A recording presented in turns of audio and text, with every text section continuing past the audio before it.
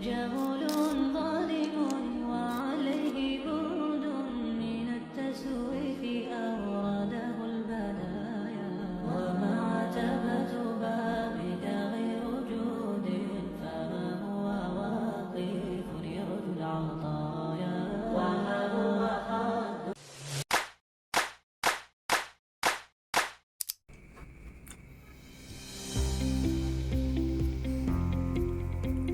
Bismillahirrahmanirrahim. Assalamualaikum warahmatullahi wabarakatuh. Halo teman-teman, perkenalkan saya Helmi Aziz, seorang mahasiswa program studi komunikasi dan penyiaran Islam di Universitas Islam Negeri Sultan Maulana Hasanuddin Banten. Teman-teman sekalian, salam sejahtera untuk kita semua.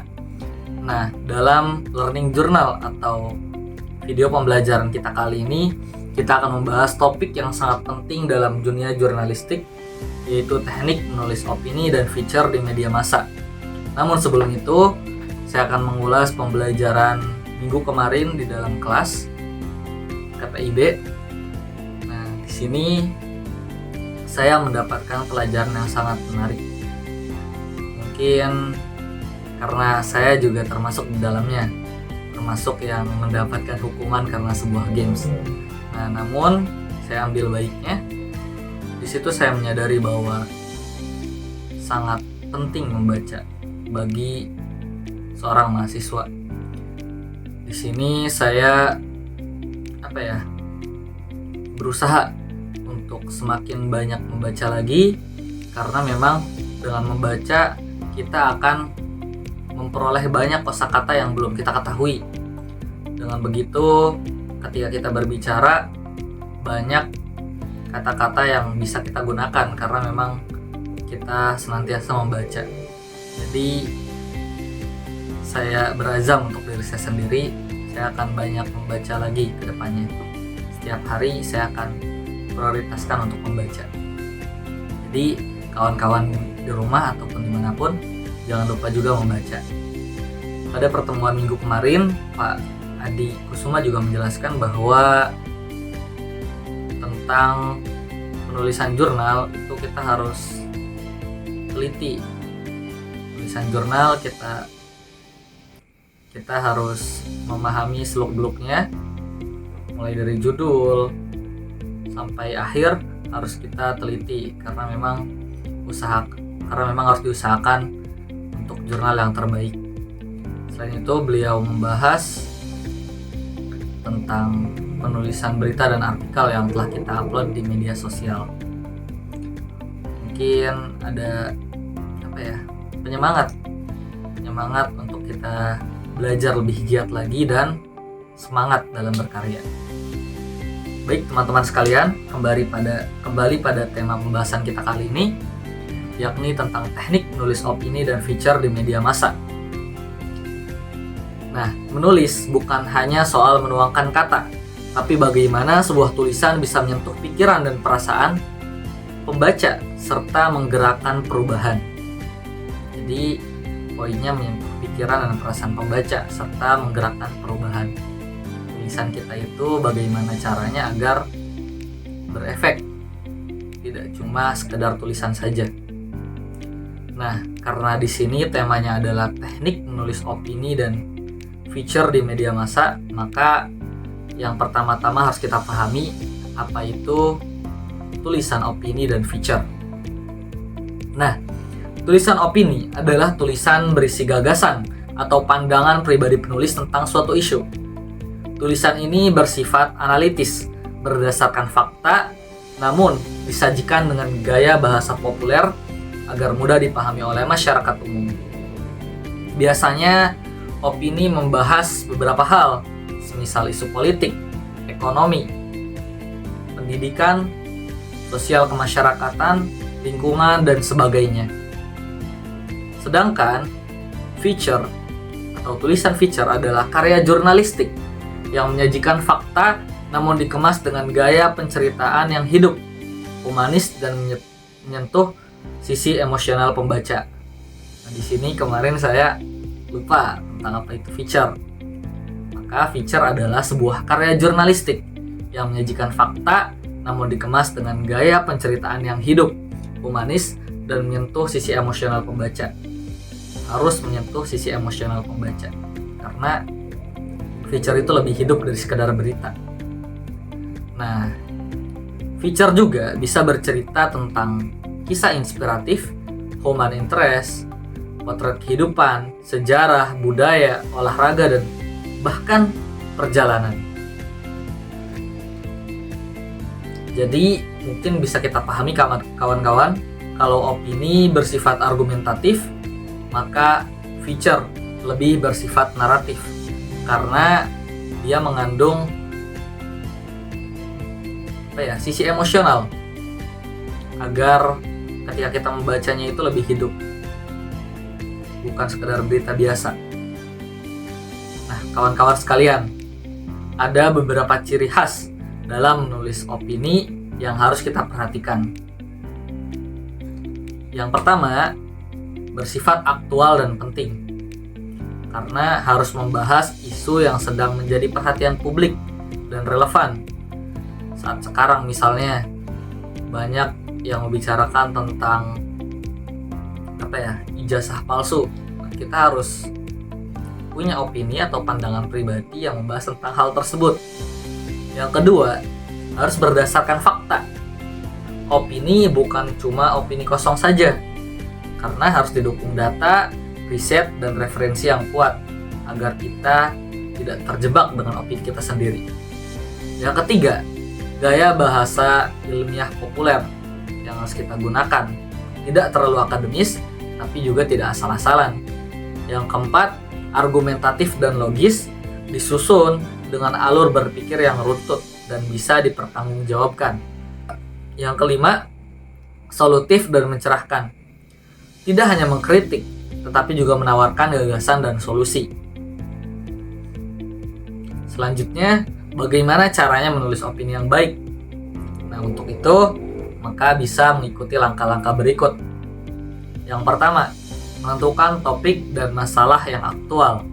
Misalnya, polemik kurikulum merdeka yang sedang ramai saat ini, atau ijazah palsu, atau etika pejabat publik di tengah krisis kepercayaan. Yang kedua, kita harus melakukan analisis dan riset data. Kita bisa mengambil referensi dari berita, jurnal, laporan resmi, wawancara ahli, dan tentunya berita yang kita ambil harus berita dengan sumber yang kuat juga. Harus berita yang terpercaya, bukan berita yang abal-abal. Yang ketiga, kita harus melakukan diskusi atau tukar pikiran. Bisa dengan dosen, teman, atau tokoh masyarakat untuk memperkaya sudut pandang kita. Yang keempat, kita harus menulis dengan tulisan yang sistematis. Harus diawali dengan pembukaan misalnya. Kita harus memaparkan latar belakang isunya terlebih dahulu.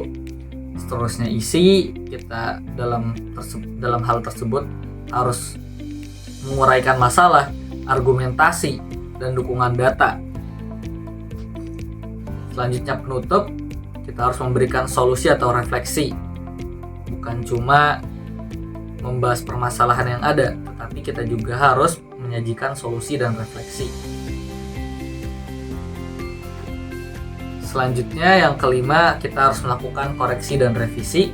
Misalnya, periksa ejaan, logika kalimat, dan kejelasan gagasan. Yang keenam, mengirim ke media massa.